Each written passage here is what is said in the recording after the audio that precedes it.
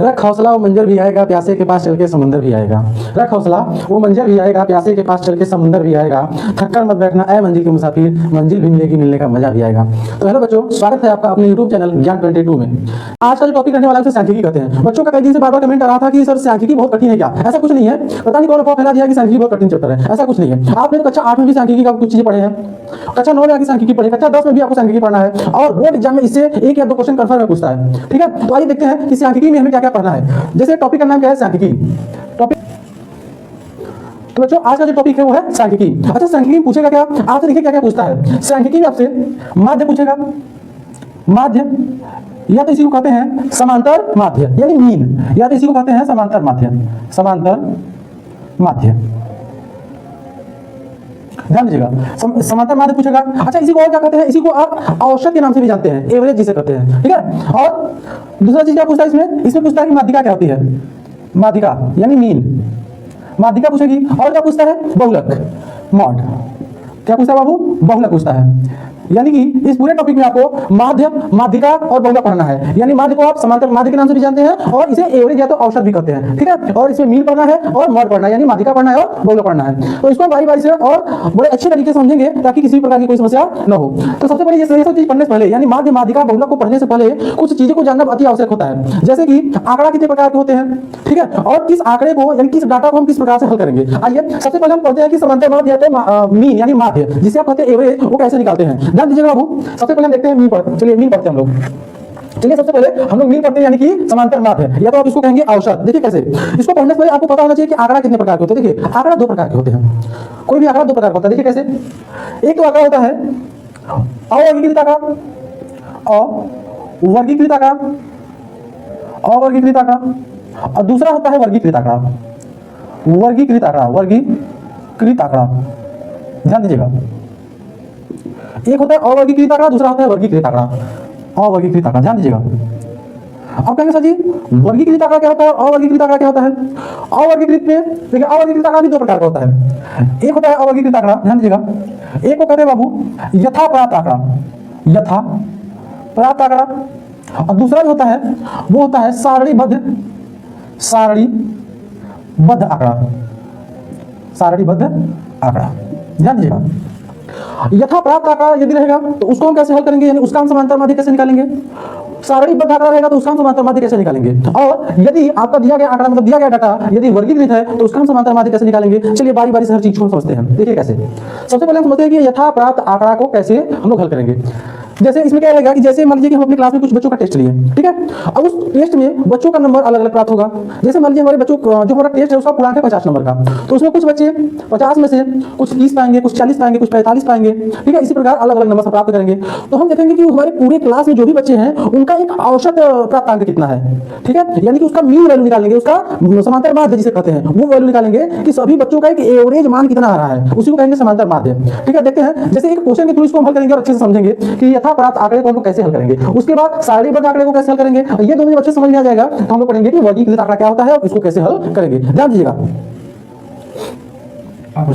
चलिए बच्चों देखते हैं, जैसे कि यथाप्राप्त आंकड़ा अगर ये दिया हुआ है तो उसको हम कैसे हल करके एक एवरेज वैल्यू निकालते हैं। ये क्वेश्चन क्या, प्लीज को आराम से समझिएगा, अच्छे समझिएगा। क्वेश्चन है कि एक कक्षा में 10 बच्चे हैं, एक कक्षा में 10 बच्चे हैं जिनका टेस्ट लिया गया और उनका जो प्राप्तांक है 50 नंबर का टेस्ट था, जिनमें कि एक बच्चा 18 नंबर पाया है, एक 20 पाया है, एक 30 पाया है, 35 पाया है, 40, 15, 17, 22, 8 और 45, मतलब ये बच्चों का प्राप्तांक है। 50 में से ये बच्चे इतने नंबर प्राप्त किए हैं। तो क्वेश्चन कह रहा है कि बताइए कि जो बच्चों का एक प्राप्तांक का एवरेज वैल्यू है, यानी जिसे समांतर माध्य कहते हैं, यानी शॉर्टकट में माध्य भी कहते हैं, वो कितना आएगा। ठीक है, तो यह यथाप्राप्त आंकड़ा है, मतलब वो जैसा प्राप्त किए हैं आंकड़ा, मतलब जैसा वो अपना नंबर प्राप्त किए हैं वो इनका दिया गया ये आंकड़ा है। क्या बताइए इसका समांतर माध्य क्या होगा। देखिए इसका समांतर माध्य ज्ञात करने के लिए छोटा सा फार्मूला आता है जो कि आप कक्षा 9 में या तो कक्षा 8 में भी आप पढ़े होंगे। कहते हैं इसका समांतर माध्य कैसे निकालते हैं, देखते हैं। समांतर माध्य का जो सूत्र होता है, समांतर माध्य बराबर होता है दिए गए आंकड़े का योग, मतलब कुल पदों का योग। क्या हो जाएगा, कुल पदों का योग, कुल पदों का योग, कुल पदों का योग अपान कुल पदों की संख्या बटे कुल पदों की संख्या, कुल पदों की संख्या। ध्यान दीजिएगा, कुल पदों की संख्या।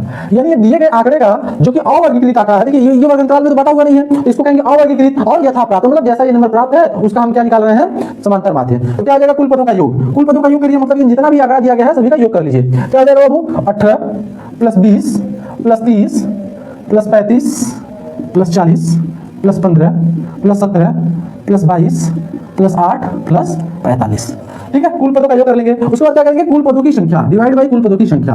कुल पदों की संख्या कितने हैं, यानी कितने बच्चे हैं, 1 2 3 4 5 6 7 8 9 10, यानी कुल कितने बच्चे परीक्षा में शामिल होते हैं, 10 बच्चे। ध्यान दीजिएगा, तो हो जाएगा बटे 10। चलिए इसको जोड़ते हैं, कितना आएगा, 8 5 13 13 2 15 15 7 22 22 5 27 27 5 32 और 32 8 40, कितना हुआ 40। ठीक है, कैरी है आपका 4 यानी 4। अब 4 हासिल है और 4 ये हो गया, 4 4 8। ठीक है, और 8 2 10 10 1 11 12 12 4 16 16 3 19 19 3 22 22 2 24 24 से 25, कितना हो गया बाबू 25, और डिवाइड बाई 10 यानी 10। ये 0 से 0 कट जाएगा, आपका जो आंसर आ गया ना, आंसर आ जाएगा कितना 25। यानी जो बच्चे का प्राप्तांक है, टोटल जो 10 बच्चे का प्राप्तांक है उसका एक एवरेज वैल्यू है कितना 25 यानी 25 नंबर। ठीक है, तो यदि ये दिया गया आंकड़ा जो था ये था प्राप्त आंकड़ा, इसका अगर कभी भी पूछे कि समांतर माध्य क्या होगा, तो क्या होगा इसका समांतर माध्य कुल पदों का योग बटे कुल पदों की संख्या, और ये फार्मूला लगा के आराम से सभी को योग कर लीजिएगा, डिवाइड बाई टोटल लिख लीजिएगा कितना नंबर है और उससे आप डिवाइड कर देंगे। ठीक है, उम्मीद करते हैं ये समझ में आ गया होगा, और इसको तो आप अच्छा 8 और 9 में भी पढ़े होंगे। चलिए, तो ये तो है यथा प्राप्त आंकड़ा। अब देखिए हम बोले थे अवर्गीकृत आंकड़ा दो प्रकार का होता है, एक यथा प्राप्त आंकड़ा और दूसरा सारणीबद्ध आंकड़ा। देखिए सारणीबद्ध आंकड़ा कैसा होता है, तो चलिए बच्चों, अगर आप यथाप्राप्त आंकड़े को समझ लिए हैं तो चलिए देखते हैं कि अवर्गीकृत का जो दूसरा पार्ट था जिसे हम बताया था कि सारणीबद्ध यदि आंकड़ा दिया रहेगा तो आप उसको कैसे हल करेंगे। ठीक है, आइए क्वेश्चन को देखते हैं। चलिए बच्चों, तो देखते हैं कि ये देखिए ये दिया गया आंकड़ा जो भी है वो सारणी में दिया गया है। ठीक है, तो ये दिया गया जो आंकड़ा है वो सारणी में दिया गया है। ठीक है, तो इसको चलिए देखते हैं कैसे हल करते हैं। अब यदि कोई भी डाटा, यदि कोई भी दिया गया आंकड़ा यदि सारणीबद्ध होता है, अवर्गीकृत सारणीबद्ध, तो उसको हम कैसे हल करते हैं। इसको हल करने के लिए आपके पास 3 विधियां हैं। ठीक है, इसको हम 3 विधि से हल कर सकते हैं। कौन कौन सी विधि है, पहली विधि को कहते हैं प्रत्यक्ष विधि, दूसरी विधि को कहते हैं कल्पित माध्य विधि, और तीसरी विधि को कहते हैं पग विचलन विधि। शुरुआत में तो आपको लगेगा कि प्रत्यक्ष विधि जो है बहुत इजी होता है, लेकिन बाबू जब क्वेश्चन बड़ा दे देता है, यानी दिया गया आंकड़ा थोड़ा डाटा, ये बड़े डाटा हो, दिया गया आंकड़ा थोड़ा बड़ा होता है, तो सबसे सरल विधि हो जाता है पग विचलन विधि, जो कि शुरुआत का उसमें कई तालिकाएं बन जाती हैं, इसलिए बच्चों को लगता है कि वो काफी कठिन होता है। जब दिया गया आंकड़ा बहुत बड़े हो तो हम पग विचलन विधि लगा करके बस आराम से समांतर माध्य निकाल सकते हैं। ठीक है, आइए देखते हैं कौन कौन सी विधि होती है। सबसे पहले हम ये जानेंगे कि इसको हल करने की कौन कौन सी विधियां हैं। चलिए देखिए, सबसे पहले इसको जो हल करने की 3 विधियां हैं वो कौन कौन सी है, ये जानेंगे। सबसे पहले होती है प्रत्यक्ष विधि, प्रत्यक्ष विधि, प्रत्यक्ष विधि। दूसरी विधि है कल्पित माध्य विधि, कल्पित माध्य विधि, और तीसरी विधि जो आपकी इसको हल करने की पग विचलन विधि, पग विचलन विधि। अब ध्यान दीजिएगा एक चीज, कभी कभी प्रश्न में कक्षा 10 में ये बोल देता है कि आप ये दिए गए आंकड़े को पग विचलन विधि से हल करिए, तो आपको किसी भी कंडीशन में पग विचलन विधि लगाना ही पड़ेगा। लेकिन अगर कुछ नहीं बोला है, बस ये है कि समांतर माध्य निकालिए, तो आप चाहे प्रत्यक्ष विधि लगा दीजिए, चाहे कल्पित माध्य लगा दीजिए, या तो फिर पग विचलन लगा दीजिए। लेकिन हाँ, आपको तीनों बड़े अच्छे से सीखना है। आइए देखते हैं। तो सबसे पहले चलिए इसी सवाल को हम प्रत्यक्ष विधि से लगा के देखेंगे कि प्रत्यक्ष विधि से लगाएंगे तो ये सवाल कैसे होगा। इसी सवाल को हम कल्पित माध्य विधि लगाएंगे तो देखेंगे कैसे होगा, और यही सवाल हम पग विचलन विधि से लगाएंगे। मतलब इस सवाल में हम तीनों विधि आराम से सीख लेंगे।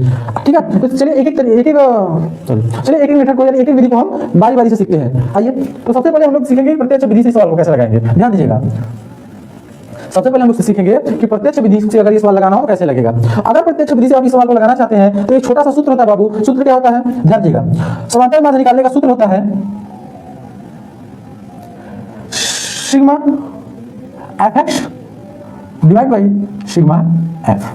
कहने सर ये क्या है, ध्यान दीजिएगा। जिसके सामने ये सिग्मा लग जाता है, इसका मतलब होता है कि इसके सामने जो भी वैल्यू लिखा है उसको ऐड करना है, मतलब उसको क्या करना है, जोड़ना है। तो अगर ये x के सामने लिखा हुआ है तो देखिए ये fx मतलब f into x करने के बाद इस f और x को क्या करेंगे, जितने भी f और x वाले डाटा रहेंगे उसको क्या करना है, जोड़ना है। और नीचे क्या है, सिग्मा f मतलब जो f है उसको जोड़ना है। तो कहेंगे सर जी f कहाँ है और x कहाँ है, ध्यान दीजिएगा। x क्या है, ये दिया गया आंकड़ा, मतलब इनका जो प्राप्तांक होता है वो x है, और f क्या है, वो होता है फ्रीक्वेंसी। ठीक है, फ्रीक्वेंसी जिसे कहते हैं आवृत्ति या तो बारंबारता, यानी ये f ही है आपका। ठीक है, अच्छा क्वेश्चन का मतलब पहले समझिए, क्वेश्चन क्या कहना चाहता है। क्वेश्चन ये बोल रहा है कि मान लीजिए अगर 100 नंबर का टेस्ट हुआ है आपका, कितने नंबर का, 100 नंबर का टेस्ट हुआ है, जिसमें कि 10 नंबर पाने वाले कितने बच्चे हैं, 7 बच्चे हैं। 30 नंबर पाने वाले कितने बच्चे हैं, 8 बच्चे हैं। 50 नंबर 10 बच्चे हैं। 70 नंबर 15 बच्चे हैं, और 89 नंबर पाने वाले 10 बच्चे हैं। तो बताइए इसका एवरेज वैल्यू क्या होगा, बच्चों का जो प्राप्तांक है उसका एवरेज क्या होगा, यानी कि उसका समांतर माध्य वैल्यू क्या होगा। ठीक है, तो इसको हल करने का हम कौन सी विधि सीख रहे हैं, प्रत्यक्ष विधि। कौन सी विधि बाबू, प्रत्यक्ष विधि। प्रत्यक्ष विधि का फार्मूला क्या होता है, sigma fx divide by sigma f। तो कह रहा है सिग्मा fx, तो सबसे पहले f और x का मल्टीप्लाई करना है आपको। तो क्या निकालेंगे, सबसे पहले f into x, या f into x निकालना होगा। ठीक है, तो सबसे पहले चलिए निकालते हैं f इंटू एक्स। कैसे निकलेगा? f और x का मल्टीप्लाई करना है, यानी f और x इन दोनों का मल्टीप्लाई करना है। तो 10 का मल्टीप्लाई 7 में करेंगे तो आ जाएगा 70, 8 का करेंगे 30 में तो आ जाएगा 240, इसी प्रकार 50 का 10 में मल्टीप्लाई करेंगे तो 500, और 15 का मल्टीप्लाई करेंगे 70 में हो जाएगा 1050, और 10 का मल्टीप्लाई करेंगे 89 में तो आ जाएगा 890। कितना आ जाएगा अपना? 890। ठीक है, अब ध्यान दीजिएगा एक चीज, क्या ध्यान देना है? सूत्र क्या होता है? सिग्मा एफ एक्स, मतलब एफ और एक्स का मल्टीप्लाई कर चुके हैं तो उसका क्या करना है? सिग्मा मतलब योग करना है। सिग्मा का मतलब ये होता है कि योग करना है। तो चलिए एफ और एक्स का क्या कर लेते हैं हम लोग? योग कर लेते हैं। तो हो जाएगा 0, ये 0 जुड़ेगा तो हो जाएगा यहाँ पे 0। अब ध्यान दीजिएगा, 7 और 4 11, 11 5 16 और 16 9 25। ठीक है, कैरी आ गया आपका 2। ध्यान दीजिएगा बाबू, 2 और 5 7, 7 और ये तो सुनना है, और 7 और 8, 8 7 15, और 15 2 17। ठीक, कैरी 1, और इधर क्या होना ध्यान दो, 1 और 1 2, 1 और 1 2, यानी f और x का जो योगफल है, f और x का योगफल जो है वो आ गया 2750। अच्छा, सूत्र में नीचे क्या है? Sigma f। सिग्मा f का मतलब क्या होता है कि जो फ्रीक्वेंसी है उसको भी आप जोड़िए। आइए जोड़ते हैं, देखते हैं ये वैल्यू कितना आ रहा है। ध्यान दीजिएगा, 7 8 15, 15 10 25, 25 में 15 जोड़ेंगे तो 40, 40 10 50। सिग्मा f का वैल्यू है 50। अब आराम से अपने फार्मूले में इसको रखिए और इसका समांतर माध्य निकालिए। तो समांतर माध्य बराबर हो जाएगा बाबू, समांतर माध्य जो हो जाता है, समांतर माध्य हो जाता है sigma f into x divide by sigma f। तो सिग्मा f इंटू एक्स कितना है? 2750, 2750 बटे सिग्मा f यानी 50। कितना है? 50। इसको कट कर दीजिए, शून्य से शून्य कट जाएगा, 5 इकाई 5, 5 बचे 25, बचा कितना? 2, और फिर 5 बचे 25। यानी इसका जो एवरेज वैल्यू है, यानी समांतर माध्य कितना है? 55। कितना बना? 55। तो उम्मीद करते हैं कि आपको समझ में आया होगा और बड़ी आसानी से आप इसको निकाल सकते हैं। ठीक है, आप फिर देख लीजिएगा। तो अभी भी प्रश्न में कहे दिया गया ये आंकड़ा देखिए सारणी में सजा कर दिया हुआ है, यानी ये सारणीबद्ध आंकड़ा है। अब इसका आपको समांतर माध्य निकालने के लिए बोले, अगर क्वेश्चन में कुछ नहीं बोला तो आप देखिए डाटा क्योंकि छोटा छोटा था तो आप इसको प्रत्यक्ष विधि से आराम से निकाल सकते हैं। हालांकि इसको हल करने की 3 विधियां हैं, प्रत्यक्ष विधि, कल्पित माध्य विधि और पग विचलन विधि। तो अभी तो हम आपको सिखाया कि प्रत्यक्ष विधि, कौन सी विधि सीखे हम लोग? प्रत्यक्ष विधि से हम लोग निकालना सीखे हैं, प्रत्यक्ष विधि से कि समांतर माध्य कैसे निकलेगा, ये पहली विधि थी। ठीक, लेकिन अगर क्वेश्चन ये बोला होता कि दिए गए आंकड़ा का समांतर माध्य निकालिए, लेकिन किस विधि से? कल्पित माध्य विधि से। तो चलिए कल्पित माध्य विधि सीखते हैं कि कल्पित माध्य विधि कहेगा तो हम लोग कैसे इसको हल करेंगे। ध्यान दीजिएगा, इसी सवाल को हम लोग कल्पित माध्य विधि से हल करना सीखेंगे। तो चलिए बच्चों, अगर इसी सवाल को कल्पित माध्य विधि से लगाने के लिए प्रश्न में बोल दे तो कल्पित माध्य विधि से इसको कैसे हल करेंगे? सबसे पहले देखिए कल्पित माध्य विधि का फार्मूला क्या होता है, पहले वो देख लीजिए कि अगर कल्पित माध्य विधि से इसको निकालना हो तो हम किस फार्मूले का प्रयोग करेंगे। कल्पित माध्य विधि से निकालने के लिए समांतर माध्य बराबर होता है, समांतर माध्य बराबर होता है a plus sigma D F divide by sigma F. अब आपको ये पता होना चाहिए कि यहाँ पे a क्या है, ये d क्या है, और f का तो मल्टीप्लाई हुआ है, और आप इसे पहले भी जान चुके हैं कि f क्या होता है। देखिए ये a जो है, a होता है इस दिए गए आंकड़े का एक वैल्यू होता है जो कि हम इस दिए गए आंकड़े में बीच में किसी आंकड़े को मान लेते हैं, जिसको कहते हैं कल्पित माध्य। जो आपका आंकड़ा दिया होगा इसी में से देखिए मानने के लिए आप स्वतंत्र हैं, इसको भी आप a मान सकते हैं, इसको भी मान सकते हैं, इसको किसी को मान लीजिए। ठीक है, लेकिन हमको सुविधा हो जाती है कब? जबकि इस दिए गए आंकड़े में इस बीच वाले वैल्यू को अगर आप a मान लेंगे तो सवाल लगाने में काफी आसानी हो जाती है। ध्यान दीजिएगा, अगर इस दिए गए डाटा में हम 50 को a मान लें, ठीक है, 50 को क्या मान लें? a। तो अगर 50 को a मान लेते हैं तो d कैसे निकलेगा? यहाँ देखिए d का मतलब होता है डिफरेंट। क्या होता है? डिफरेंट। d कैसे निकलेगा? जो x का वैल्यू दिया हुआ है, ये x का वैल्यू जो दिया हुआ है इसमें से a को माइनस कर देते हैं, मतलब डिफरेंट निकाल लेते हैं इनका। किसका x माइनस a कर देते हैं, तो क्या निकल जाता है d। चलिए करके निकालते हैं वैल्यू को। अगर इस x का वैल्यू 10 है, 10 में से 50 को हम घटाएंगे तो कितना बचेगा? -40। इसी प्रकार यहाँ ध्यान दीजिएगा, x का वैल्यू 30 है, इस 30 में से 50 को घटाएंगे तो मिलेगा -20। यहाँ ये x का वैल्यू 50 है और a का वैल्यू भी 50 है, 50 में से 50 जाएगा तो 0। अब नीचे आइए, x का वैल्यू 70 और इसमें से 50 को माइनस कर देंगे तो आ जाएगा 20, और यहाँ भी आइए x का वैल्यू 89 है, 50 को माइनस कर दीजिए, आपका वैल्यू आ जाएगा 39। ध्यान दीजिएगा, हमें क्या मिल गया? d का वैल्यू मिल चुका है, a पता चल गया, ये कितना है? 50 है, d का वैल्यू पता चल गया, डिफरेंट भी पता चल गया। किसका डिफरेंट? x और a का डिफरेंट, वो कितना हो गया बाबू? वो भी मिल गया हमारा। देखिए d का वैल्यू मिल गया, लेकिन क्या बोल रहा है? d और f का मल्टीप्लाई करना है। तो चलिए d और f का मल्टीप्लाई कर लेते हैं हम लोग। ध्यान दीजिएगा ना, d और f का क्या कर लेंगे? मल्टीप्लाई, यानी कि d इंटू एफ। चलिए करते हैं। तो देखिए 7 चौक 28 -280, 8 दूनी 16 यानी -160, 10 का गुणा शून्य में करेंगे तो ये 0 हो जाएगा, 15 दूनी 30 यानी 300, और यहाँ आ जाएगा 390। ठीक है, यानी आपका ये वैल्यू निकल गया कौन, डी इंटू एफ। लेकिन क्या इसके सामने सिग्मा लगा हुआ है, तो मतलब इसका क्या करना है, योग करना है। चलिए कर लेते हैं, इनको ऐड कर लेते हैं। लेकिन ऐड करते हुए ध्यान रखिएगा, ये दोनों वैल्यू जीरो के ऊपर दोनों वैल्यू जो है माइनस में दिए हुए हैं और जीरो के नीचे वाला प्लस में दिए हैं। तो ऐसा करते हैं कि माइनस वाला माइनस में इधर ऐड कर लेते हैं और प्लस वाले को ऐड करके और इन दोनों का वो हम निकालेंगे, मान निकालेंगे। देखिए कैसे, ये कितना जाएगा बाबू, ये हो जाएगा 0 0, यानी ये हो जाएगा 0 और ये 8 14 और ये हो जाएगा कितना 2 1 3 माइनस 4। ये तो ऐड करेंगे तो माइनस माइनस कितना आएगा 440 और इसको करेंगे बाबू कितना आएगा 0 और ये हो जाएगा 9 और 3 3 6 यानी 690। ये प्लस में आएगा, ये माइनस में आएगा ना। जब इनका सम करेंगे इनका योग करेंगे तो कितना जाएगा, देखिए 690 में से ये 440 माइनस हो जाएगा तो हो जाएगा 0, यहाँ आ जाएगा 5 और ये हो जाएगा 1। यानी इन सभी का योगफल डी एफ जो डाटा आया है हमारा, इसका योगफल करेंगे तो कितना जाएगा 150। कितना है बाबू 150। आप जान लीजिएगा। अब निकालते हैं इसका समांतर माध्य, किस विधि से, कल्पित माध्य विधि से। तो आइए रखते हैं सभी वैल्यू को, ध्यान दीजिएगा। ए का वैल्यू ए हम क्या मान के चले थे 50, तो यहाँ रख लेंगे 50 plus summation of D F यानी सिग्मा ऑफ डी एफ को जब ऐड किया तो कितना आया है 150 divide by sigma of F यानी एफ को जब हम जोड़े हैं कितना है 50, यहाँ रख देंगे 50। ये देखिए शून्य से कट जाएगा और 5 × 15 यानी हो जाएगा ये कितना 50 + 3 हो जाएगा कितना 53। ठीक है, तो इससे पहले प्रत्यक्ष विधि से हम लोग लगाया है तो भी 53 आया है और जब इसी सवाल को जब हम कल्पित माध्य विधि से लगा रहे हैं तो भी इसका आंसर कितना आया है 53। कितना है बाबू 53। ठीक है, तो उम्मीद करते हैं कि कल्पित माध्य विधि भी आपको समझ में आ गया होगा। एक बार फिर से देख लीजिएगा कैसे लगा है। आपको ये दिया गया आंकड़ा कितना था, ये x का वैल्यू दिया हुआ था, f का वैल्यू दिया हुआ था। सबसे पहले आपको ये पता होना चाहिए कि कल्पित माध्य विधि का फार्मूला क्या होता है। क्या होता है ना, a + sigma of D of बटे सिग्मा ऑफ f। अगर ये वैल्यू आपको पता है तो आप आराम से, यानी ये सूत्र अगर आपको पता है तो सबसे पहले आप क्या करेंगे, a को ढूंढेंगे कि a कहां है। तो दिए गए आंकड़ा में इसके बीचों बीच में जो भी डाटा रहता है उसी को a मान लेते हैं। अब d कैसे निकालते हैं, इस x में से d को माइनस इस x में से a को माइनस करते हुए चले जाते हैं, मतलब x में से a को घटाते हुए जाइए और d का वैल्यू मिलता जाएगा। d में f का मल्टीप्लाई कर दीजिए, यानी d और f का मल्टीप्लाई करिए, df मिल जाएगा। अब करना ही क्या है, a + सिग्मा ऑफ df, मतलब जो df का वैल्यू है उसको जोड़ना है और फिर sigma of f। Sigma of f का मतलब होता है कि जो f दिया हुआ है इसको जोड़ लीजिए और डिवाइड कर दीजिए, आपका उत्तर आ जाएगा। ठीक है, तो उम्मीद करते हैं कि कल्पित माध्य विधि भी आपको आसानी से समझ में आ गई होगी। अब इसके बाद का जो तीसरा विधि है, चलिए उसको समझते हैं कि इसी सवाल को यदि हमको पग विचलन विधि से लगाना होता तब कैसे लगता है ये सवाल। ठीक है, ध्यान दीजिएगा।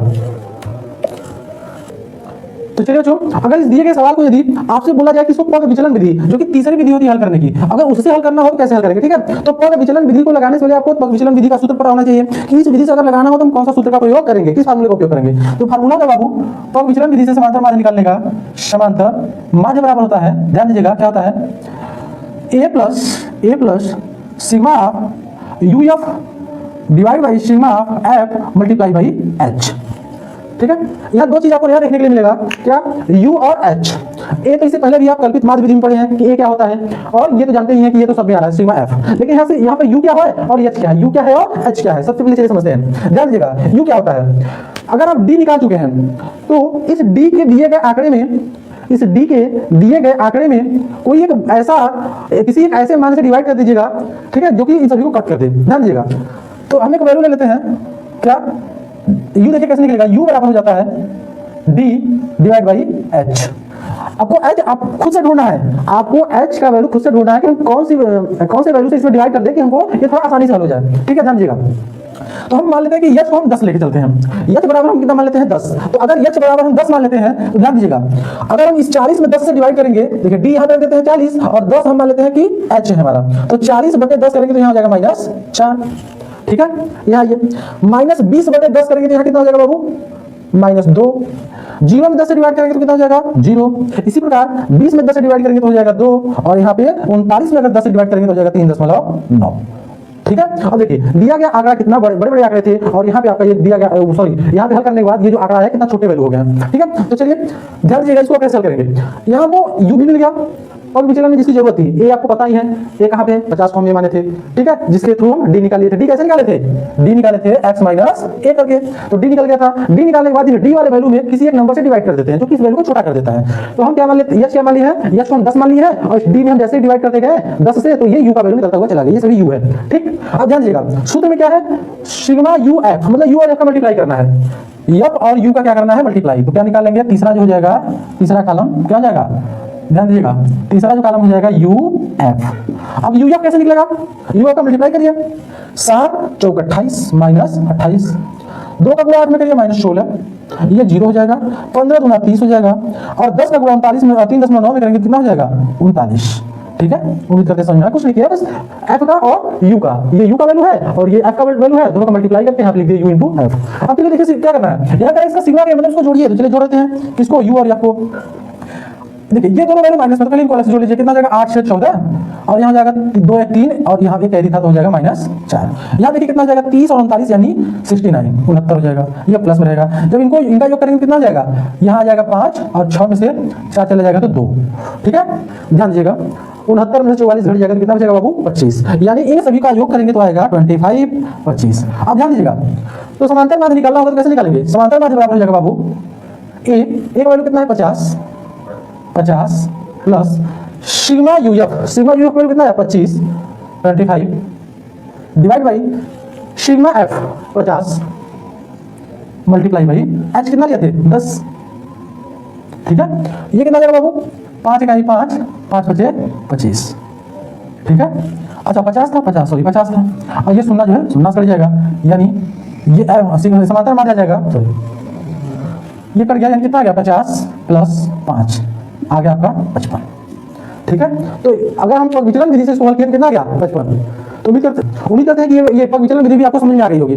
तो अगर कोई भी दिया गया सवाल प्रत्यक्ष विधि से हल करने के लिए बोला है तो कैसे करेंगे, कल्पित माध्य विधि से अगर करना हो तब कैसे करेंगे, और विचलन विधि से करने के लिए बोले तब कैसे हल करेंगे। ठीक है, हालांकि तीनों बहुत आसान विधि है, लेकिन अगर ये दिया गया आंकड़ा बहुत बड़े बड़े हो तो हम तो सोचते हैं कि विचलन विधि आप लगा दीजिएगा, कोई दिक्कत नहीं होगी, क्योंकि लास्ट वाला जो डाटा आता है छोटे छोटे डाटा आ जाते हैं और इसको बड़ी आसानी से कैलकुलेशन हम कर लेते हैं। ठीक, तो एक बार ध्यान दीजिएगा, अगर प्रत्यक्ष विधि का फॉर्मूला क्या होता है, प्रत्यक्ष विधि का फॉर्मूला क्या होता है, प्रत्यक्ष विधि से बोले तो यानी जो पहला विधि था उसका होता है समांतर माध्य बराबर, समांतर माध्य बराबर होता है क्या होता है sigma fx divide by sigma f। अगर कहें विचलन विधि से, सॉरी कल्पित माध्य विधि से, कल्पित माध्य विधि फार्मूला बोले कल्पित माध्य विधि से तो कैसे लगाएंगे कल्पित माध्य, तो अब के लिए सूत्र क्या था बाबू a plus sigma df divide by sigma f। और यदि विचलन विधि से बोले तो कैसे लगाएंगे a प्लस सिग्मा uf बटे sigma f multiply by h। ठीक है,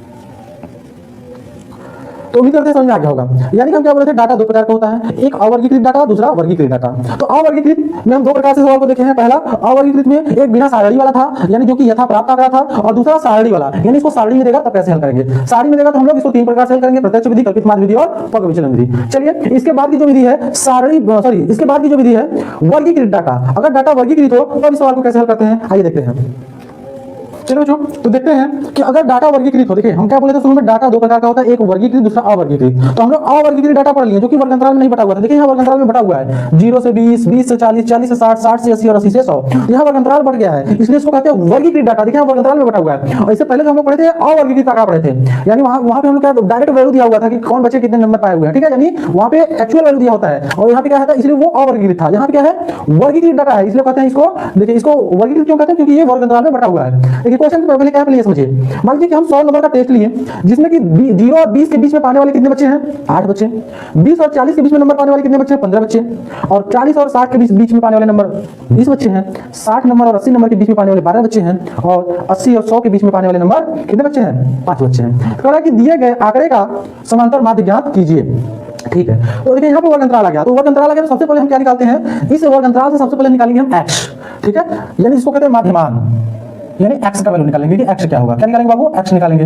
देखिए x कैसे निकलेगा, ध्यान समझिएगा। सबसे पहले निकालेंगे x कैसे निकलेगा, lower limit plus upper limit divide by 2, निम्न सीमा और उच्च सीमा को जोड़ करके 2 से भाग दे देते हैं तो आ जाता है हमारा x। तो 20 में 0 जोड़ेंगे 2 से भाग दे देंगे तो आ जाएगा 10।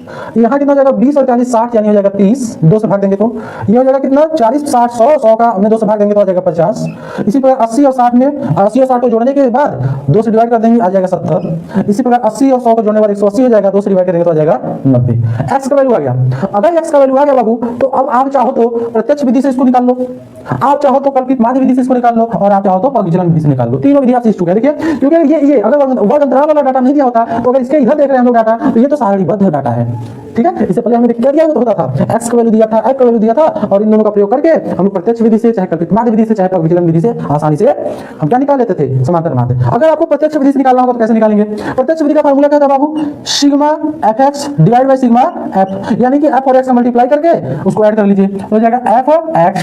जब fx से निकालेंगे तो कितना हो जाएगा ना, ध्यान दीजिएगा, fx मल्टीप्लाई करिए तो यहाँ हो जाएगा 80, यहाँ कितना हो जाएगा 15 45 450, यह हो जाएगा कितना 5 दूनी 10 यानी 1000, यह हो जाएगा 12 7 84 840, ये वैल्यू हो जाएगा कितना 9 बचे 45 यानी 450। अब क्या है f और x को ऐड करने के लिए बोला है तो इसको ऐड कर लीजिए। जब इसको ऐड करेंगे तो कितना हो जाएगा बाबू 0 यहाँ शून्य हो जाएगा और यहाँ 8 5 13 और 13 4 17 17 5 22 हासिल लगा कितना 2।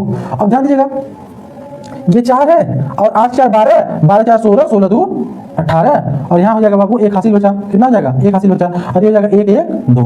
ठीक है तो ये क्या है इनका योगफल आ गया किसका fx का। तो अगर fx का योगफल कितना आ गया 28 20 मतलब तो देखिए ये सिग्मा एफ भी हमारा निकल गया कितना 60 और ये सिग्मा एफ एक्स का वैल्यू कितना निकल गया 2820। ठीक है तो आइए हल करते हैं प्रत्यक्ष विधि से इसको। अगर प्रत्यक्ष विधि से हल करेंगे तो फार्मूला क्या होता है sigma F x divide by sigma F. Sigma F x का वैल्यू कितना है मतलब एफ एक्स का योगफल कितना आया है 2820 डिवाइड बाय 60। जब इसको हल करेंगे तो शून्य से शून्य कट गया 6 चौका 24 और 6 7 42 यानी आ जाएगा आंसर 47। ठीक है उम्मीद करते समझ आ गया होगा। अगर इसी सवाल को आपको कल्पित माध्य विधि से हल करना हो तो कैसे हल करेंगे। कल्पित माध्य विधि के लिए फार्मूला पहले जानते हैं क्या होता है। यानी फार्मूला होता है समांतर माध्य बराबर फार्मूला होता है बाबू। समांतर माध्य बराबर फार्मूला क्या होता है a plus sigma D F divide by sigma F. तो ए का वैल्यू सबसे पहले ए कहाँ मानते थे एक्स में मानते थे तो चलिए हम इसको ले लेते हैं ए जो 50 है इसको क्या मान के चलते हैं ए। तो अगर ए हमको पता चल गया तो डी निकालेंगे। डी का वैल्यू कैसे निकलेगा ध्यान दीजिएगा डी का वैल्यू कैसे निकलता था हम लोग x में से को माइनस करते थे। क्या करते थे x में से को माइनस करेंगे तो डी का वैल्यू निकलेगा। तो चलिए निकाल लेते हैं कैसे निकलेगा बाबू x माइनस ए। ध्यान दीजिएगा x में से को माइनस करिए डी निकल जाएगा x माइनस ए। ठीक है तो चलिए हम लोग क्या निकालेंगे डी कैसे निकलेगा बाबू डी बराबर होता है D equal to x minus A. अब x माइनस ए करेंगे तो डी का मान निकल जाएगा। देखिए डी का वैल्यू कैसे निकलेगा ध्यान दीजिएगा ये x है ये a है x में से a करना माइनस करना है यानी 10 में से 50 जाएगा तो माइनस 40 बचेगा और यहाँ ये x 30 है a 50 है यहाँ बचेगा माइनस 20। यहाँ क्या आ जाएगा बाबू यहाँ हो जाएगा 0 यहाँ आ जाएगा कितना हो जाएगा 70 में से 50 जाएगा 20 और 90 में से 50 जाएगा तो 40। ठीक है यानी कि x माइनस ए x माइनस ए x माइनस ए x माइनस ए x माइनस ए x माइनस ए जैसे कि हमारा डिफरेंट निकल गया यानी डी का वैल्यू निकल गया। ठीक है अब हमें क्या निकालना है सिग्मा डी एफ मतलब डी और एफ का मल्टीप्लाई करना है। देखिए एफ यहाँ पे है डी यहाँ पे है तो हम निकालेंगे डी एफ। चलिए डी एफ निकाल लेते हैं। डी का वैल्यू ये है एफ का वैल्यू ये है यानी 8 चौका 32 माइनस 320 ये क्या हो जाएगा 15 दूनी 30 यानी माइनस 300। ये तो 0 हो जाएगा बाबू। यहाँ ध्यान दीजिएगा 12 दूनी 24 यानी 240 और यहाँ हो जाएगा कितना 4 5 20 यानी 200। लेकिन करना क्या है कल्पित माध्य विधि में सिग्मा करना है मतलब डी और एफ का जो मल्टीप्लाई किए हैं आप इसका योगफल करना है क्योंकि इसके सामने सिग्मा लग चुका है। ठीक है तो चलिए इसका योगफल करते हैं। ध्यान दीजिएगा ये दोनों वैल्यू माइनस में है तो इनको ऐसे ऐड कर लीजिए कितना हो जाएगा 620 और इसको जब करेंगे तो कितना हो जाएगा 440 यानी 620 माइनस में आएगा 620 और 440 कितना जाएगा प्लस में आएगा 440। जब इनका योगफल करेंगे 620 और 440 का तो कितना होगा ध्यान दीजिएगा ये 0 में से जाएगा तो ये 0 हो जाएगा ये 12 में से 4 जाएगा तो 8 और यहाँ 5 में से 4 जाएगा तो माइनस 1 यानी इनका योगफल जो आ जाएगा सिग्मा और डी का वैल्यू जो आएगा कितना आएगा बाबू माइनस 180 आ जाएगा। ठीक है आइए तो अगर सिग्मा डी आप निकाल चुके हैं तो बड़ी आसानी से कल्पित माध्य विधि से आप समांतर माध्य निकालेंगे। कैसे आइए देखते हैं। एक बात बताइए एक वैल्यू आप कितना लेके चले हैं एक वैल्यू लिया बाबू 50 कहाँ गया ये 50 एक वैल्यू हो गया 50 एक वैल्यू 50 अब प्लस सिग्मा डी का वैल्यू कितना है माइनस 180 कितना है बाबू minus 180 divide by sigma F का वैल्यू कितना है 60 कितना होगा 60। अब ध्यान दीजिएगा 60 से 180 को काटेंगे तो 3 बार कट जाएगा 3 बार में। अब ये हो जाएगा 50 कितना जाएगा ये हो जाएगा 50 और ये कितना प्लस माइनस मिलकर हो जाएगा माइनस 3 ये हो जाएगा कितना 47 यानी 47। एक बात ध्यान दीजिएगा अगर आप प्रत्यक्ष विधि से निकाले थे तो भी 47 आया यहाँ अगर कल्पित माध्य विधि का प्रयोग कर रहे हैं तो भी 47 आ रहा है। ठीक है अब देखते हैं क्या पग विचलन विधि से लगाते हैं तो भी 47 आएगा। ध्यान दीजिएगा अगर पग विचलन विधि से लगाना होगा तो भी देखते हैं कि क्या ये 47 इसका वैल्यू आएगा। ठीक है लगाते हैं पग विचलन विधि। ध्यान दीजिएगा पग विचलन विधि लगाने के लिए हमको डेटा की जरूरत है इसलिए इसको क्या करें मिटा दे रहे हैं। ठीक है उम्मीद करते हैं ये समझ में आया होगा आपको 47 इसका आंसर था। अब इस सवाल को हम लोग प्रत्यक्ष विधि सीख लिए कल्पित माध्य विधि सीख लिए अब सीखेंगे पग विचलन विधि। कौन सी विधि बाबू पग विचलन विधि पग विचलन विधि ये तीसरी विधि होती है। ठीक है ये कौन सी विधि है तीसरी विधि। ठीक है अब पग विचलन विधि के लिए देखिए सबसे पहले आपको फार्मूला पता होना चाहिए। पग विचलन विधि का फार्मूला होता क्या है ध्यान दीजिएगा समांतर माध्य बराबर होता है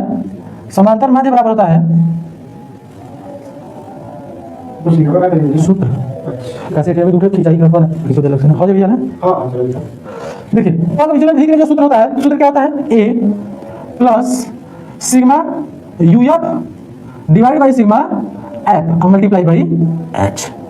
ठीक है मतलब ये दूसरे मतलब दूसरे खींचे तो पग विचलन विधि का सूत्र क्या होता है? समांतर मार्ग बराबर a plus sigma U F divide by sigma F multiply by H. ध्यान दीजिएगा, अब इसमें दो चीजें देखने के लिए मिल रहा है, क्या? u और h। तो चलिए देखते हैं u कहां से मिलता है हमको। ध्यान दीजिएगा, u कैसे मिलेगा?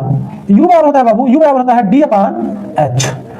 u बराबर होता है d अपान h। तो सबसे पहले ध्यान दीजिएगा कि आपका u बराबर होता है d अपान h, तो d कहां है आपका? d वैल्यू ये है, देखिए ये d का वैल्यू है। इसमें कोई एक ऐसा वैल्यू ले लीजिए जिसमें जिससे कि आसानी से भाग चला जाए। हम सभी में किसे डिवाइड कर सकते हैं? 20 से भी कर सकते हैं, 10 से भी कर सकते हैं। चलिए h बराबर 20 ले लेते हैं। अगर h बराबर हम 20 मान के चलते हैं, h का वैल्यू कितना? 20 अगर हम ले लेते हैं अपने से, तो इस d में 20 से भाग दीजिए तो कितना जाएगा? इसमें 20 से भाग देंगे तो -2 आएगा, इसमें देंगे तो -1 आएगा, ये तो 0 हो जाएगा, ये 1 और यहाँ कितना हो जाएगा? 2 हो जाएगा। यानी u का वैल्यू हमको निकल गया। अगर u का वैल्यू मिल गया तो अब ध्यान दीजिएगा, u के साथ f का मल्टीप्लाई करना है तो आ जाएगा u f। अब निकालेंगे हम क्या निकालेंगे? u f। अब ध्यान दीजिएगा u f कैसे निकलेगा? u और f का मल्टीप्लाई करिए, f यहाँ है और u यहाँ ये, तो 8 दूनी -16 अब 15 इकाई -15, ये हो जाएगा 0 और ये वो 5 दूनी 10, क्या हो जाएगा? ये 5 दूनी 10। यानी सबका मल्टीप्लाई कर लिया, किसका किसका? u और f का मल्टीप्लाई, u और f का, ठीक है, u और f का मल्टीप्लाई हो गया। 8 दूनी 16 और यहाँ हो गया 15 इकाई 15 और ये तो 0 हो जाएगा, और ये कितना है?